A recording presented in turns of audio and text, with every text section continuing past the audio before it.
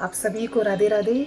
बहुत से भक्त ऐसे हैं जिनको नहीं पता कि अक्षय तृतीया पर उन्हें क्या करना चाहिए, क्या विशेष करना चाहिए। देखिए, बहुत से लोगों को कन्फ्यूज़न रहती है। तो पहले तो मैं आपको ये बता दूं कि देखो, सबसे बड़ी जो होती है वो हमारे भाव होते हैं कि हम अपने प्रभु को लेके क्या सोचते हैं। तो प्रभु को लेके हम क्या सोच रहे हैं और कौन सी सेवा हमें देनी है वो हमारे ऊपर निर्भर करता है। और जो प्रभु को सेवा लेनी होती है ना, वो अपने आप ले लेते हैं, आपको सोचने की ज़रूरत नहीं पड़ती। तो मैं आपको 2-3 चीज़ें बता देती हूँ कि जैसे कि अक्षय तृतीया वाले दिन आपको क्या करना है कि सुबह-सुबह स्नान करके उनको पंचामृत से स्नान करा के आपको उस दिन पीले वस्त्र पहनाने हैं। अगर किसी के पास पीले वस्त्र नहीं है, तो वो कोई से भी उनको पोशाक धारण करा सकते हैं, बस वो पवित्र होनी चाहिए। अच्छे तरीके से उस पे गंगा जल के शुद्ध छींटे मार के आप उसे पवित्र कर सकते हो, वो आप उन्हें पहनाओ। और कोशिश करें कि उस दिन उनको हल्के वस्त्र पहनाएं। फूलों से श्रृंगार होता है उनका, चंदन आदि चंदन लगाया जाता है पूरे शरीर पे। चंदन का एक छोटा सा लड्डू बनाया जाता है, उस पर तुलसी दल रख के उनके चरणों में रखा जाता है। तो उस लड्डू का क्या करना है, फिर अगले दिन क्या करना है, उस लड्डू को बहुत से लोग प्रसाद रूप में ग्रहण करके अपने माथे पे विराजित करते हैं, क्योंकि वो प्रभु की प्रसादी होती है।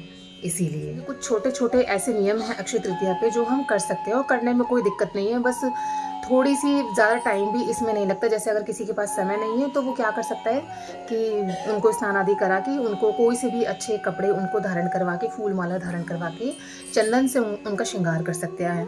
और आजकल क्या है कि चंदन भी, मेरे पास एक कमेंट आया था कि चंदन से उनके विग्रह पे काले काले धब्बे पड़ गए थे, वो बता रही थी। तो देखो, अब क्या है कि बहुत सारी चीज़ों में ना केमिकल वगैरह लोग मिलाने लग गए हैं, शुद्ध चीज़ आ नहीं रही है। तो आप उनको माथे पे तिलक कर सकते हैं, उनके गालों पे तिलक कर सकते हैं। ज़रूरी नहीं है आप पूरे शरीर पे उनको चंदन की सेवा दो। उसके बाद आपको ये सब आपको कर लेना है। फिर आपको क्या करना है कि आप इस दिन क्या होता है कि भोग में हम क्या करें, भोग में आपको ठंडी-ठंडी चीज़ों का प्रयोग करना है। जैसे कि जो मिठाइयाँ, मतलब कि दूध से बनी हुई मिठाइयाँ जो होती हैं, और जो जैसे कि मौसमी फल आते हैं, जैसे आम हो गया, खरबूज हो गया, तरबूज हो गया, ये सब प्रभु को अर्पण किए जाते हैं।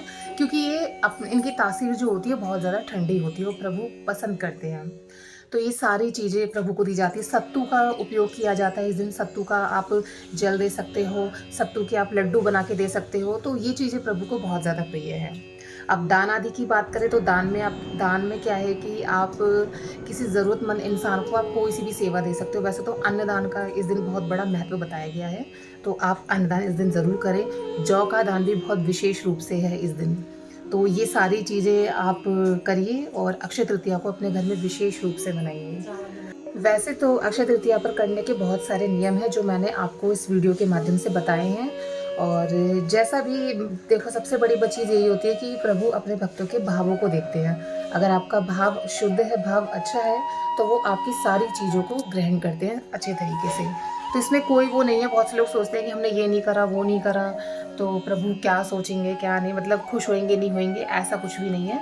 वो आपके बस भाव देखते हैं। अगर आपके भाव शुद्ध हैं तो वो आपकी सारी चीज़ों को बहुत ही अच्छे तरीके से खुशी खुशी स्वीकार करते हैं।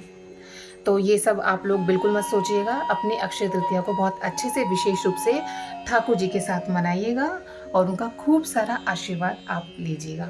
आप सभी को राधे राधे, हरे कृष्ण।